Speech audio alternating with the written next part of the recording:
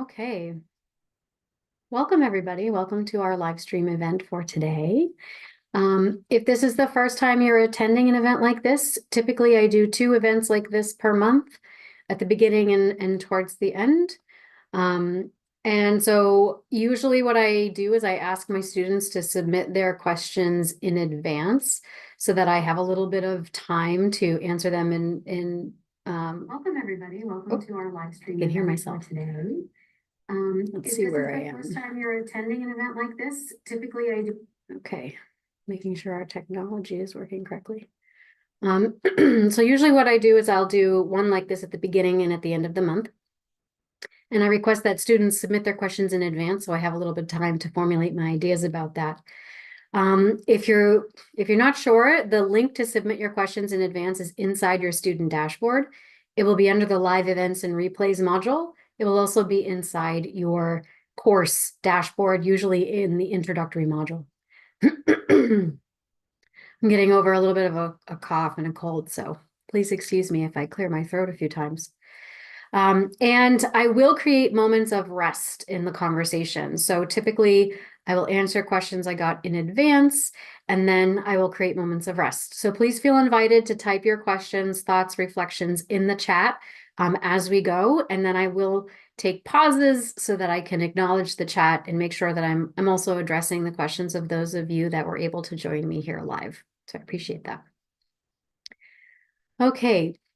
Questions that were sent 5 minutes ago, I probably won't be able to get to on this call because it will have been, now it's at the bottom of the list. But you can, it will wind up being at the top of the list the next time we meet. Okay, so I'm just going to pull up my notes.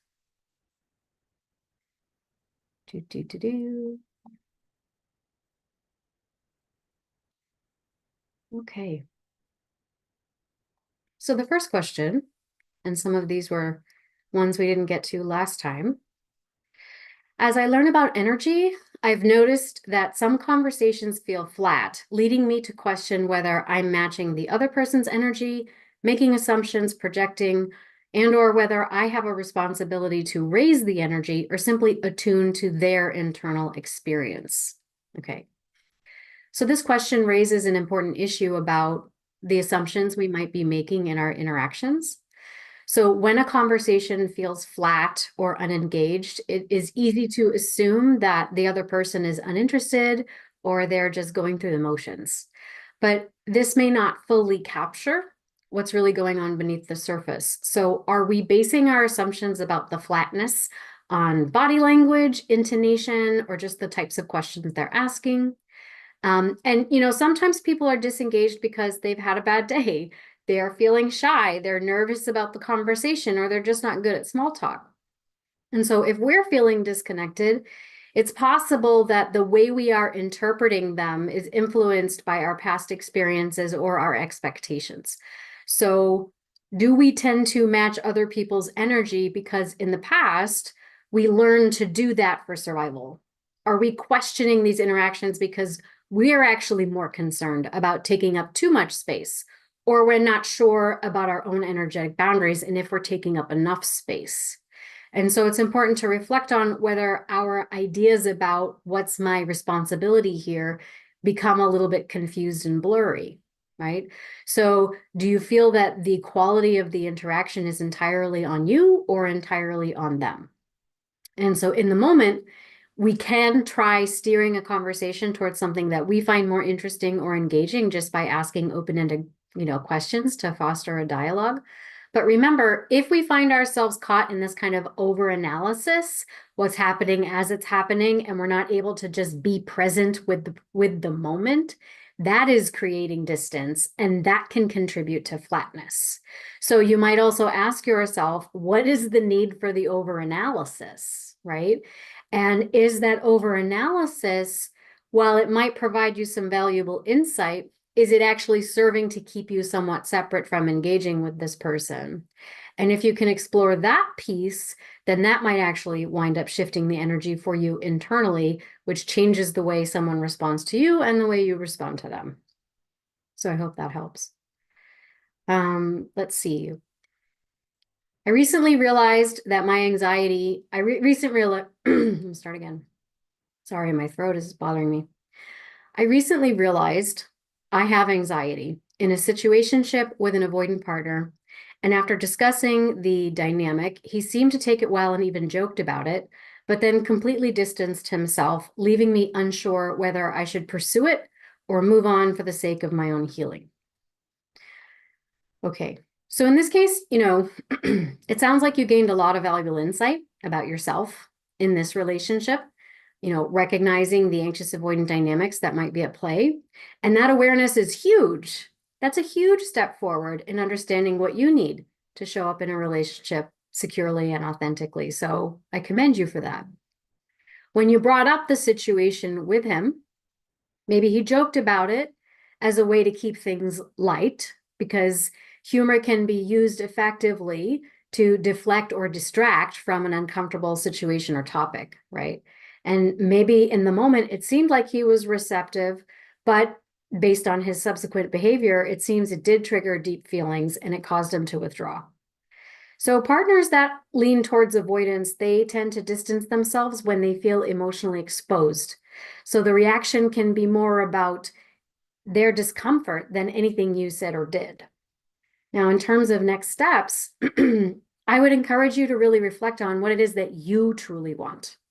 So you've expressed some hesitancy about continuing with this, and I think that's an important and valid feeling to acknowledge and to be aware of, because healing, which you mentioned, comes from recognizing and honoring your needs and what you want and shifting the energy from chasing to attracting. So if he isn't able to meet you halfway, or if these are triggers that he's not able to confront well enough to create connection with you in the exploration of them, then it may be a sign now that it's time to prioritize your well-being and your growth rather than re-engaging in a cycle that isn't going to serve you. To me, it sounds like you have good instincts, and so I would encourage you to trust them and to follow them, because they are going to guide you what's best for your healing process. Okay.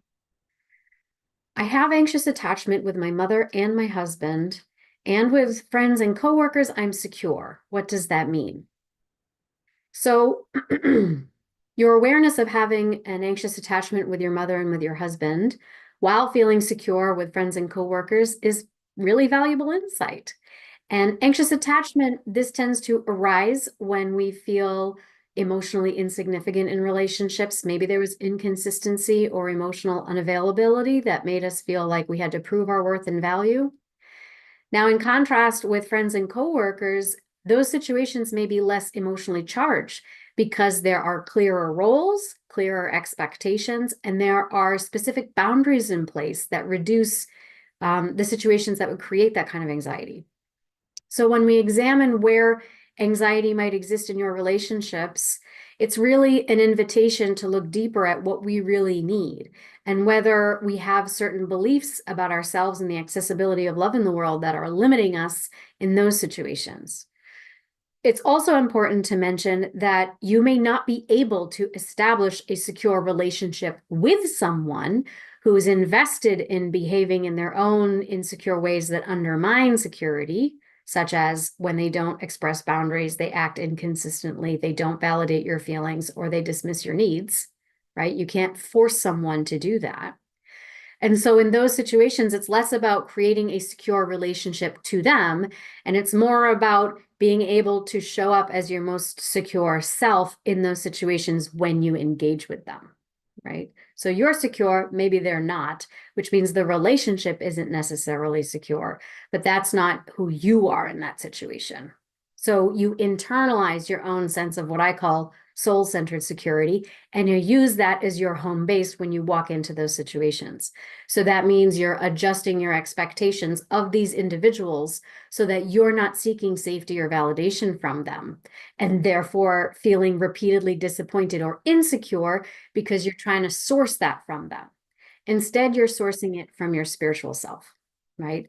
And when you do that, you create that sense of stability inside.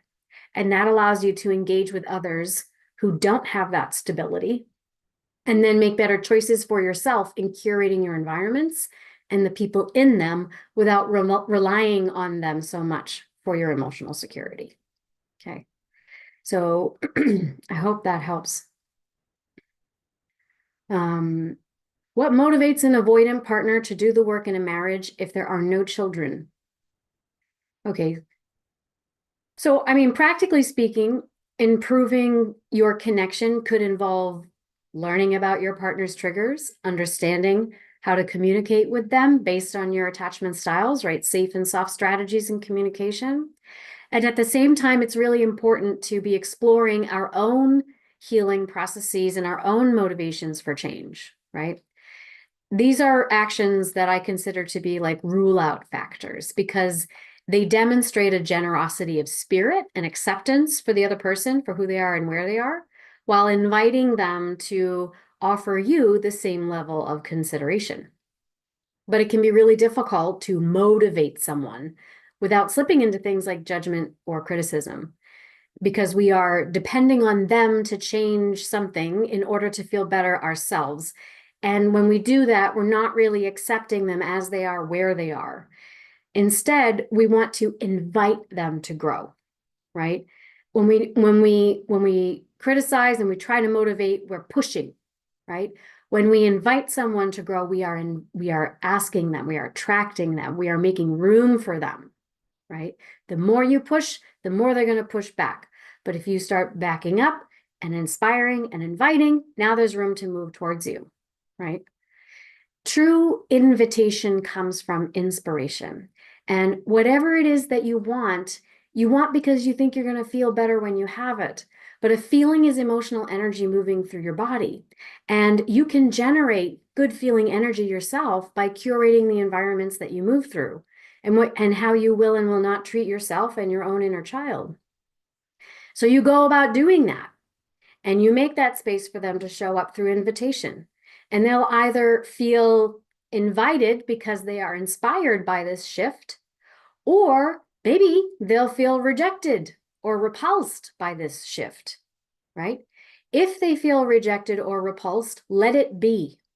Let it be the universe sorting it out for you. Stop trying to control what you can't, and clarity will come. And then nothing is going to stop you from taking the right action, right? Taking the action that is aligned for you and your curriculum in this lifetime. So I hope that helps. Are my needs too much, or is it a capacity issue? Let me know in the chat or in the comments there if you've ever wondered this. Are my needs too much, or is it a capacity issue? I feel like I hear this question a lot, so it's a great one to address. I'm going to answer this question in the first person because it's a suggestion for a reframe that you might adopt around this question. My needs are always valid, and I will honor them regardless of whether someone else can meet them or not. Their ability or their inability to fulfill my needs does not lessen their importance or my right to have them. And when I express a need, it's an opportunity to reflect. Is this need about wanting to invite and share someone into an emotional experience with me? Or is it my inner child seeking attention and care from me? This reflection also invites me to evaluate the choices I'm making in my life. Am I surrounding myself with people, places, and things that truly support my highest good and the greatest good of others? If I continue to chase someone who dismisses or ignores my needs, it means there's one of two parts of me in play. One is seeking love outside of myself because I don't fully trust my connection to the deep and transcendent love that exists within. And perhaps there's another part that's trying to protect me by staying with people who avoid my vulnerabilities. The key here is to examine the beliefs that make me question my own wisdom on the topic and engage with the part of me that is afraid of that connection. Because when I do this, my needs don't feel desperate anymore because they don't stem from fear anymore. And they become gentle invitations, not demands. Rejection becomes a sign from the universe guiding me towards what truly aligns with my soul purpose and those that are a match for it. Okay. So let me know if that resonates with you. I hope that helps. Okay. How to ask questions instead of making blunt assumptions? I love this question. So in order to ask questions without making blunt assumptions, we want to shift the focus away from what the other person is doing and back onto ourselves and our own feelings and expressing curiosity. So a lot of the times we will observe a behavior and then we make an assumption based on our own past experiences about what the behavior means. And that creates a filter through which we interpret everything. And that filter pushes us to look for evidence that supports our own assumptions while ignoring anything that contradicts it. So in order to break a cycle like that, we need to slow way down and approach the situation with curiosity instead. So for example, you might notice your initial reaction. Maybe it's, I'm not getting enough attention, right? That's the first thought. But instead of immediately jumping on the first thought and assuming the reason why you're not getting attention, you might shift it to what does that point to in terms of your needs? So it must mean that I need and want more attention. Well, why do you want that? Well, because it feels good and you like feeling good. So simply say that in an appreciative way. I really appreciate it when you give me attention because you do it so well. And then follow up with how that makes you feel. I feel so valued and loved when you do that. And explain why it matters. Feeling valued and loved is of a high priority for me in relationships. And then just be curious. Be curious about their perspective, and that inspires compassion on their part. Hey, what about you? How do you experience the attention in our relationship? How do you feel when I give you attention? And then invite them into the process. I imagine that if we spent more quality time together, I'd probably feel more valued. And I would love to do what makes you feel more valued. What do you think? Can we work on this together? And so this approach opens the door to understanding without making assumptions, right? Because you're expressing it from a place of appreciation, and you're also giving them options to opt into it and be a participant in the evolution of that conversation. Now, sometimes, remember, you're doing this in a way that expresses emotional honesty and authenticity. When we have insecure partners, they were taught emotional honesty and authenticity is threatening and unsafe, which is why they are usually not emotionally honest or authentic. Doesn't matter what insecure attachment style you have, right? Anxious, avoidant, fearful, avoidant, they all express inauthenticity in their emotional expression, one way or the other. So this is why we want to make sure that when we are cleaning up our communications, this is why I call it a rule out factor. Because when you're cleaning up your communication, you're extending an invitation. And now the other person has the choice to join you or not. I can grow or I can remain stagnant and fearful. Doesn't mean that being fearful is a bad thing. It just means that you're being called to change that situation. And you may or may not be ready to change that. And that isn't right or wrong. That's just where you are in your process. But is your partner calling you to expand into something else? And are you ready to accept that call?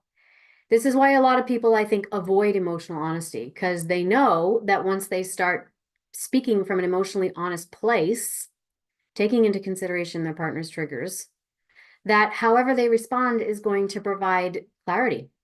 It's going to be very clear whether they can meet you there or not. And if they can't, now you've got decisions to make, decisions you've been avoiding because you feel too attached to them, right? So it's not about getting lost in they're not doing what I need them to do and blah, blah, blah. And I need to learn how to speak better to get them to do what I want them to do. When you learn compassionate communication, you are not learning to be a magician. You're not learning how to cast spells and get people to do what you want them to do. You are learning to become an investigator of the truth. And you are learning to be brave in facing the truth that comes with clarity. Okay? Because you're sick of the confusion. Now, remember, your partners aren't going to always like that. And parts of you are not always going to like that, especially the parts that feel attached. But this is what you need to expand into and lean into if you want to evolve beyond that state. Okay. I'm going to take a pause there. How is all of this landing? Is anybody feeling connected to what we're talking about here? Is this making sense? Any of this resonating with you? Any of this landing with you? I'd love to know. We've got 1, 2, 3, 4, 5, 6. We've gone through 6 questions, so I just want to check in. Joan says, beautifully said. Thank you. I appreciate that. I'm glad you liked that. Last part about clarity was very good. I'm glad you liked that. Great. Thank you. Thank you, Beizan. Makes sense. I'm at that point of being brave. Very helpful. Very good. Great. Okay. So we have more questions. Why do they distance themselves after being vulnerable and letting me in? So in this case, we're talking about an avoidant partner. However, sometimes this can happen with fearful avoidance, and it can also, believe it or not, happen with anxious folks. So when someone distances themselves after being vulnerable and letting you in, it usually has to do with this concept of attachment proximity. I have a lot of videos on this, but we'll talk about it here in brief. So in relationships, a sense of safety is usually measured by a balance of physical and emotional distance, right? So when someone opens up and they expose themselves and they're vulnerable, we're decreasing the emotional distance, right? And that can sometimes lead to an unsettled feeling of being exposed, and then we start triggering fears of dependency or rejection. If they're a highly sensitive person, it could also just mean that that big energy got stirred up and they need a little more time and space to churn and process the experience. And to regain a sense of inner security and balance, they increase the physical distance to create that space so they can simply recalibrate. So you can imagine when you're blowing up a balloon, right? You go,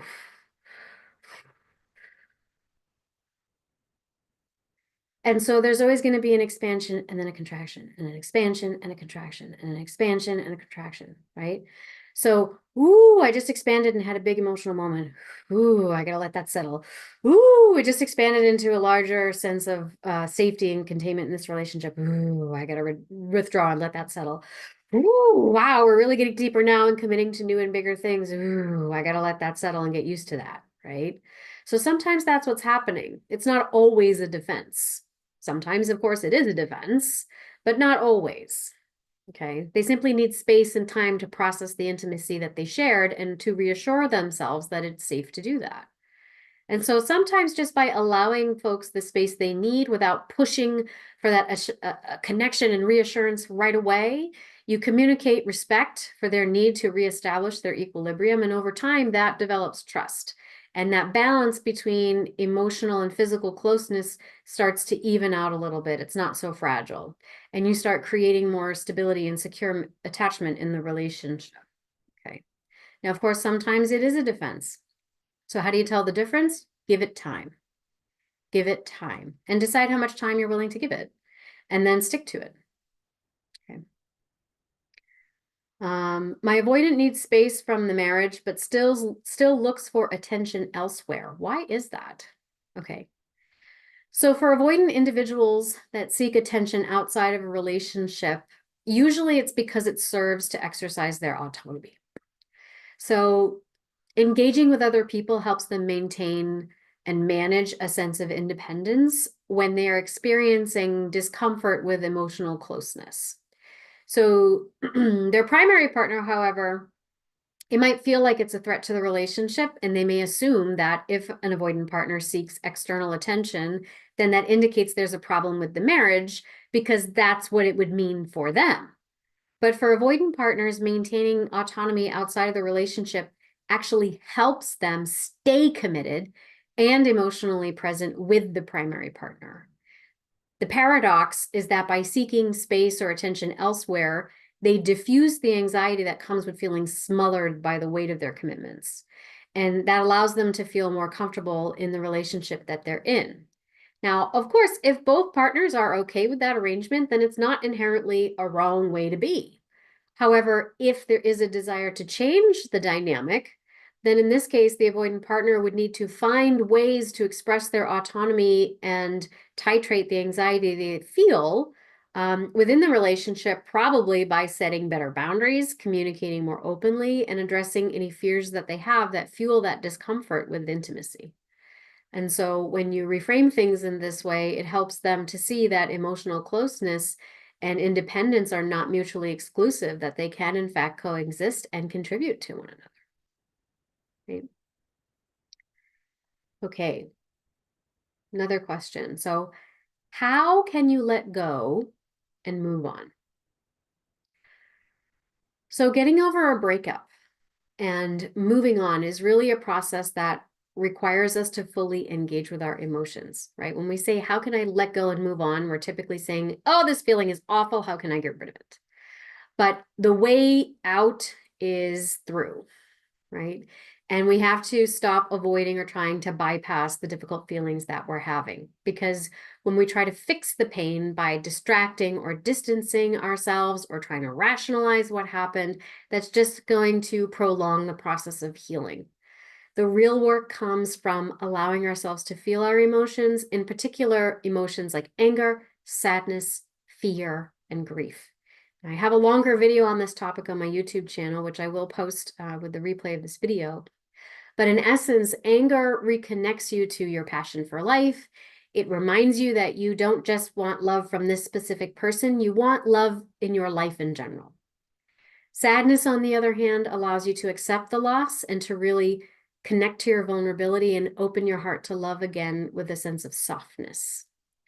Fear helps you to face what you're afraid of, but it also shows you your own strength, adaptability, and what you're really capable of in terms of resilience.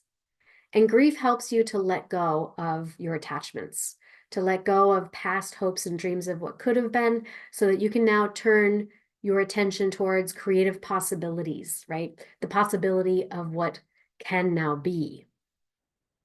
And so when you can sit with and process those kinds of feelings intentionally, you loosen them up and they don't have a death grip on you anymore. And you allow them to flow through rather than control you, right? And that's an emotional release that ultimately frees you from your attachment to the idea that all the things that you wanted can only be met with that person. You're able to assume a broader perspective. So it's not about fixing the pain, but understanding its subtleties, the lessons inherent for you within it, and then integrating it so that you can step into this next phase of your life, open up to new possibilities for love. Because we don't honor love by clinging to it. We honor love by letting more of it in. Okay. Now, of course, if you want more details about that, all of my online courses are going to help you do this.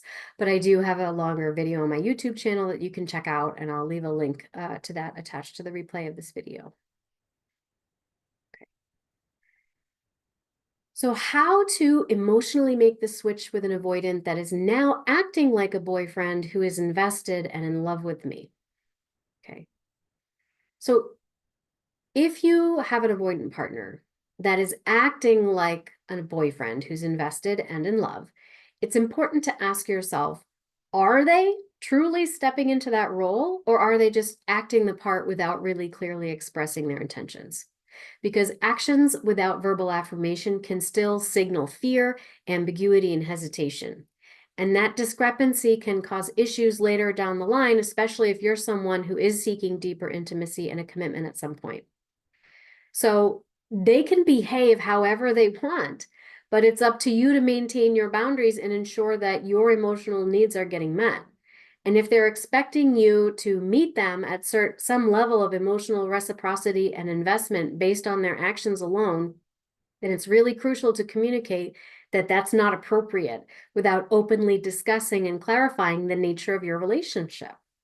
So for you to invest more emotionally, you need to clearly acknowledge what's going on, and you need to ask for an acknowledgement from them, what it is that they truly want, and state what it is that you truly want. Now, on the other hand, of course, if you're comfortable with ambiguity, you're interested in exploring the gray space, and you don't feel a need to define the relationship, then there really is no need to make a switch, right? You're just exploring the gray areas. But if you feel like you do want a clear line to define your roles, and by using the word switch, I suspect you do, then it's essential that you express that. You know, he's either going to step into that space with you or he's not. But either way, you will have the clarity that you need about whether or not this person is someone with whom you can have a deeply emotional relationship in which you can claim each other. Right. I hope that helps. Just going to pause there again. If you are not currently in contact with them, is there some positive way to attempt to restart the conversation? I'm anxious and he's dismissive, and we've been separated for a year. I mean, I would say I don't think you need to overthink it. I think, just take the anxiety out of the equation, right? How would a friendly person so a friendly exchange happen between two friends? Right? So make sure there's not you're not putting more pressure on it than there needs to be. If you haven't spoken in a year, there's like not a lot going on there. So I think you can just ask the way you would ask a friend. Hey, was thinking about you, thought I'd reach out and see how you're doing. Right? You may want to ask yourself, is there more going on there for you? And if there is, I'd invite you to explore that more deeply for yourself first, because then you may take that and transfer it on to the interaction. And that's gonna create kind of a point of rumination, right? So figure out what's compelling you to ask me this, because it sounds like there's some nugget there that needs to be looked at. And then once you figure out that little nugget, clear it, then I would reach out with a lighter state of being, right? And no expectations. Okay.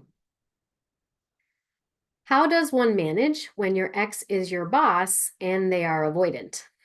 So that's a difficult situation to be in, right? Because I don't recommend getting involved with your boss, because already you have an unequal power differential there, and it is grounds for a sexual harassment suit.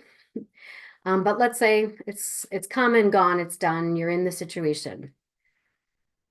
So managing a situation where your ex is your boss, and I would say this is regardless of whatever the attachment style might be, it's going to require very clear boundaries and emotional distance. So you're going to start by keeping all of your interactions strictly professional, focusing only on work-related matters. You want to avoid any personal discussions or emotional engagements that are going to blur those lines, especially if they're trying to talk to you about past relationship stuff and it's bleeding into the present working dynamic, right? Now, if your partner is avoidant, it's not likely that they're gonna want to bring up past, personal history or relationship stuff at work. And honestly, that's to your benefit. So don't you bring it up. And don't expect them to provide some kind of closure or emotional clarity.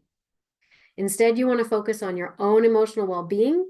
You want to make sure that you are getting the support that you need outside of work, right? Through friends, therapy, or other outlets, so that your personal feelings don't interfere with your professional performance. But if you feel like you're getting slighted at work, or your performance is suffering because they are punitive or uncooperative or being dismissive, now it's time to call human resources and explore other options, whether it's changing your role, changing the workflow, or creating more separation between the two of you. Okay.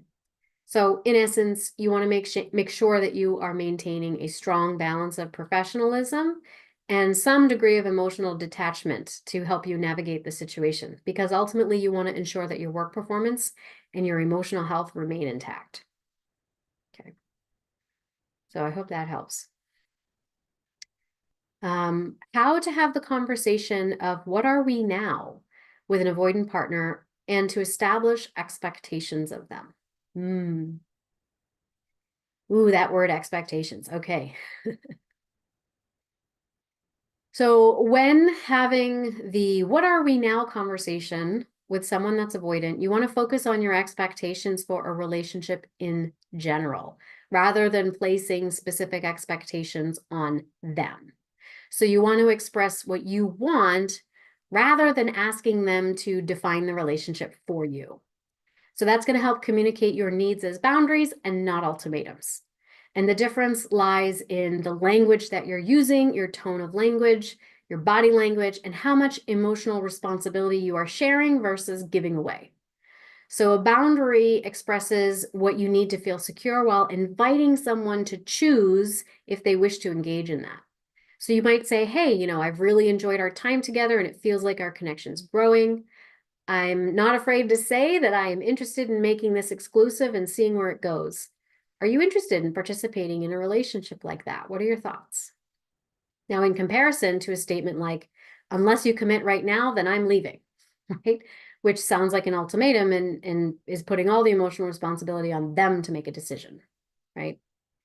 So when you let them know what you want, you're assuming responsibility for it and you're declaring your own independence as opposed to looking to them to set the tone.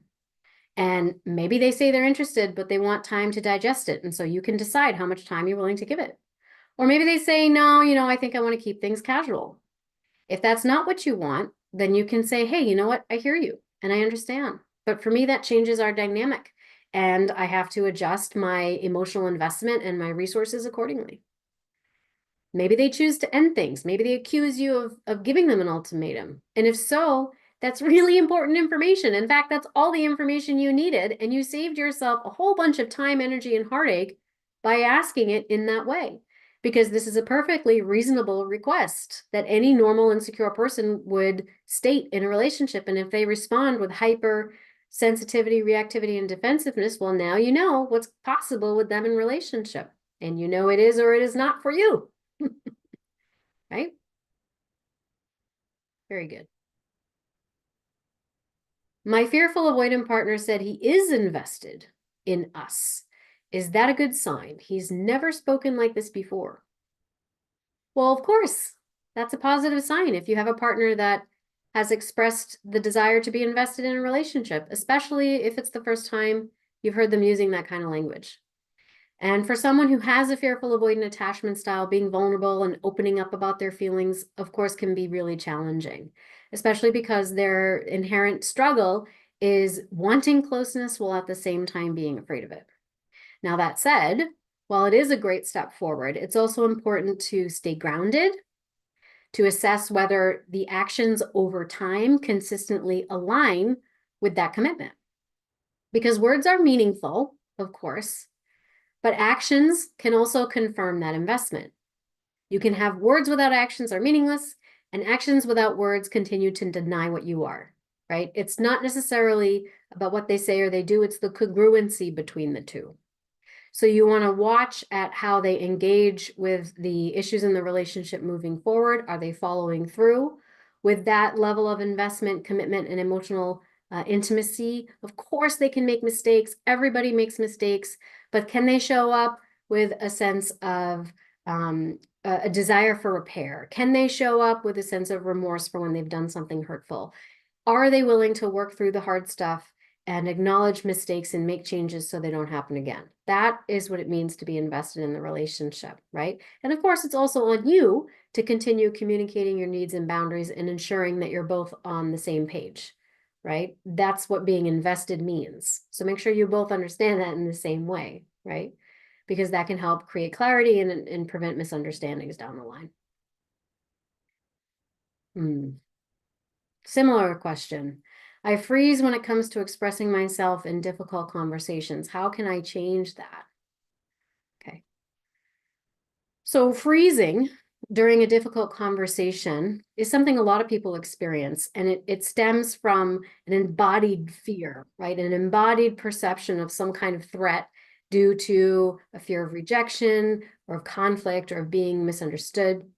And so the first step in adjusting that is acknowledging that it is okay to feel uncomfortable.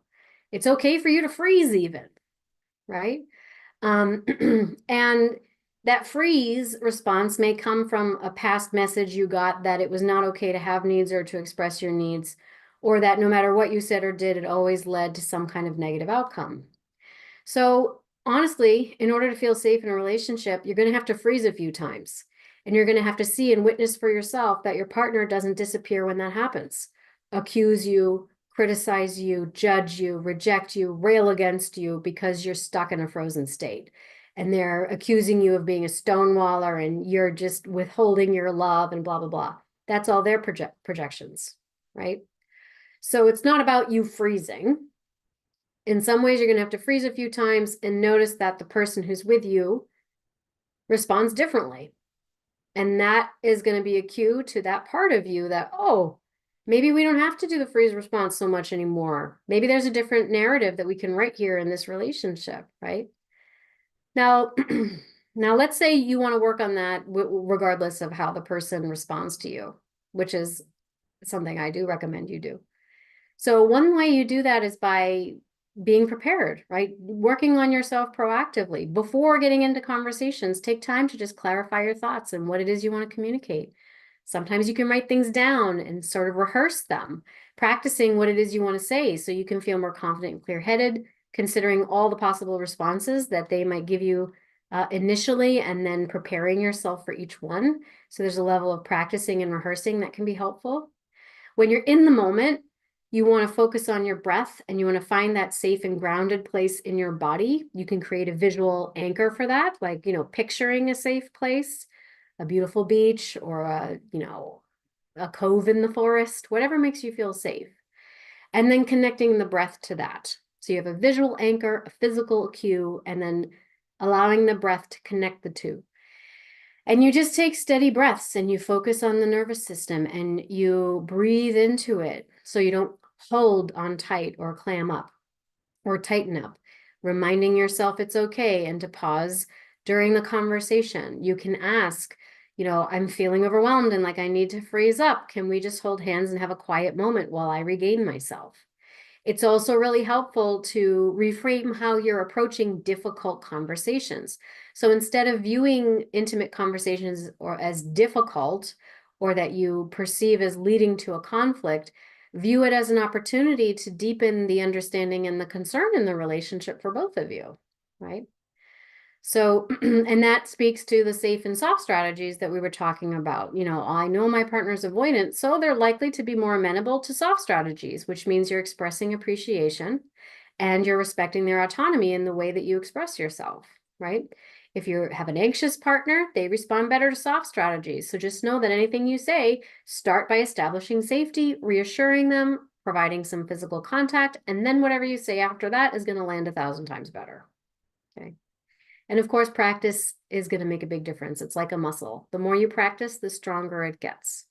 So when you start doing these things proactively and then you get into the space of a conversation, you're going to wobble at first because you're not practiced in it.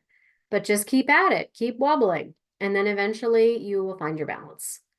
Of course, doing this with a therapist can also be helpful because they can be a buffer in the room and help allow both of you to see what you don't see when you get caught in a triggered spiral. And my course is on the courageous communicator. My course is on communication will help you with this as well. I'm going to pause there and just acknowledge our chat. I'm confused with what type of relationship style my partner is. I'm pretty sure they're at least avoidant, but I don't know if they're anxious or dismissive. How can I tell to add that? They like to cut off communication. We were long distance. Blame me, even when I try to express my feelings openly. And have recently said they aren't able to satisfy my needs, which in my mind they do 100%. So for you, I would direct you to the video on my channel called Escaping Avoidant Projections, because it sounds like there's a lot of projection going on, especially if you're in a long distance relationship. There's plenty of time and space to fill it up with fantasy and projections.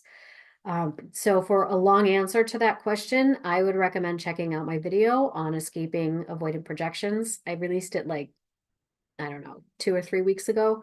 So it would probably be at the top of my channel. The other thing is people say, well, I'm expressing myself openly. But sometimes, I would say 90% of the population is taught to express ourselves in such a way that focuses our feelings on somebody else and not ourselves. So it's hard for me. I think I would encourage you to also check out the videos I have on effective communication. I have a 4-part video series on effective communication with anxious partners, avoidant partners, fearful avoidant partners, and secure partners. So just check out the communication playlist on my YouTube channel, because we think we're communicating honestly, but we're actually using language that blames the other person and decenters us within our own experience, right? So obviously I have no idea what the communications have been between the two of you, but I can anecdotally say a lot of people say, I'm just being honest about how I feel. But the language they're using decenters them from their experience, and it describes how they feel by evaluating somebody else's behavior. I feel abandoned. I feel neglected. I feel dismissed. None of that tells me how you feel. That tells me what your partner's doing to you, right? How does it, when they do that, How does it feel? What is the feeling of abandonment? What is the energy moving inside your own mind and body, right? Now, remember, one thing I will say about long distance relationships, if you're both agreeing to a long distance relationship, then the distance serves a function for both of you. Both of you. Okay. So we can't know how it serves her. We can make a guess, but the best thing to do is look at how does that serve you? Why are you agreeing to a long distance relationship? So take a look at those stories because that may help you to understand what is the thread that is of attraction that is being plucked between the two of you. Because usually it's just a mirror. Okay. I've always put all credit on actions and none on someone's words. And you have just stated some kind of balance for me to ponder. I just always think words are cheap and free and worthless if there are no physical actions to back them up. Yeah, I mean, that tends to be more of an avoidant way of thinking, or a fearful avoidant way of thinking. And I'll be honest, that tends to be my way of thinking. I don't really value words as much as I do actions. But if there's a discrepancy, if there's an incongruency, and especially if someone is denying what it is that you can clearly see they're doing, whether it's a positive or a negative behavior, there's something going on there. And it needs to be acknowledged. Because what happens is that illustrates a disconnect. And when we have that kind of incongruency and that disconnect, words are not matching up with actions, then there's a disconnect inside that person. And when someone feels disconnected from themselves, we will feel it. And then we will feel disconnected from them. And then we may even take it in as if by osmosis and start to feel disconnected from ourselves as well. So I think it's always important to be aware of the congruency between someone's words and actions. Okay. I hope that helps. I watched that recently. I'm on a break for a DA after years of nonviolent communication. He projected so much and I freaked out. If someone's convinced, it's hard to counter a projection, especially if they're villainizing. So that led to the break we're on and is blaming me for shortcomings and problems. I mean, it sounds like I freaked out. So I freaked out doesn't come out of nowhere, right? I freaked out means that there's probably been a lot of times that you were using nonviolent communication to say things in such a way to keep things going, right? To keep an even keel, to make sure things are okay, to keep things smoothed out. And that's not really what it's for. Just kind of going back to, I mean, it sounds like, it's sort of like a balloon, going back to that balloon analogy.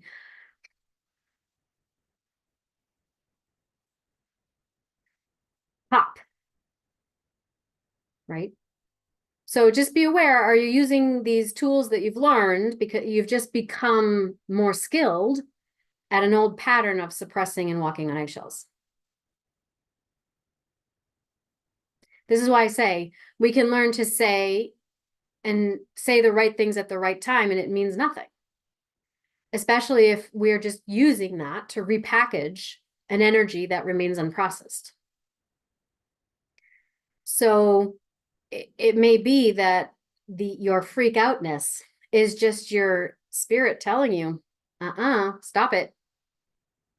Stop it. And maybe he hasn't really been challenged. And now you're actually challenging him, which is why he's not responding well anymore. Because you're just sick of it. Right? And good for you. Good for you. Trust that. Okay.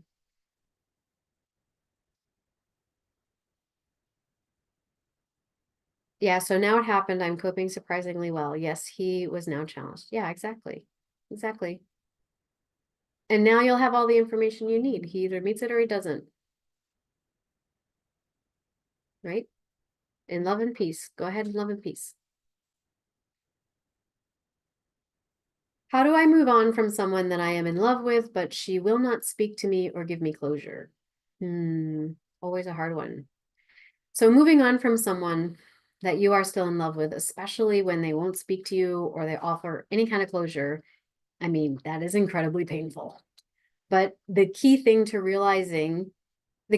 is realizing that the closure doesn't always have to come from them, right? We can generate that for ourselves.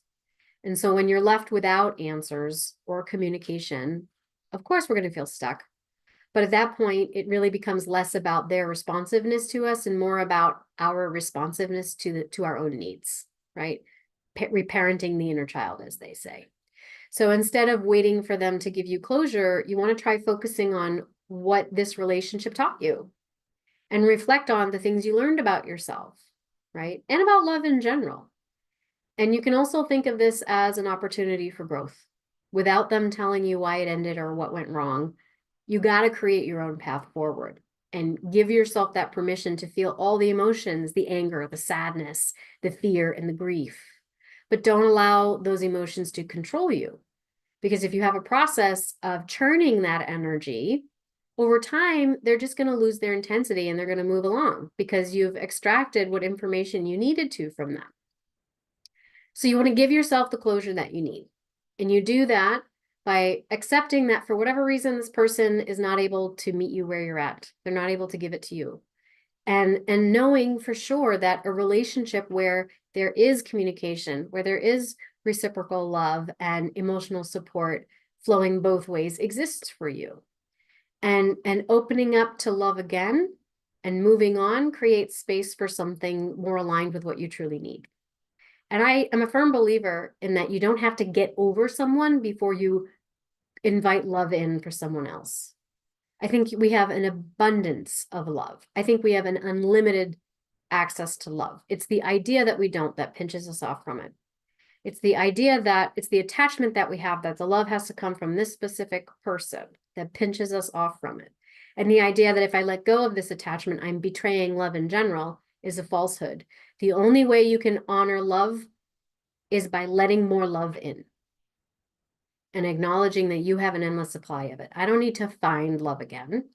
I am love, and I take myself wherever I go. Love is my constant companion. So the idea that I'm pinched off from it doesn't control me.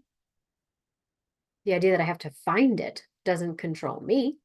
That doesn't dictate who I am and what I do. What freedom I have. Yeah. Okay, very good. I hope that resonates and I hope that was helpful. I'm gonna bring our call to a close because I really have to blow my nose and cough really hard and I'm suppressing it and I'm gonna honor my body. So I thank you everyone for showing up here and joining me for this call. I so appreciate it. I hope that it was helpful for you. And as a reminder, we are going to come back and do another call at the end, at the end of September, so beginning of October. We'll do another one. And again, for my students, you can find the link to submit your questions in advance inside your student dashboard. And I look forward to seeing you and chatting with you the next time we meet. Thank you, everyone.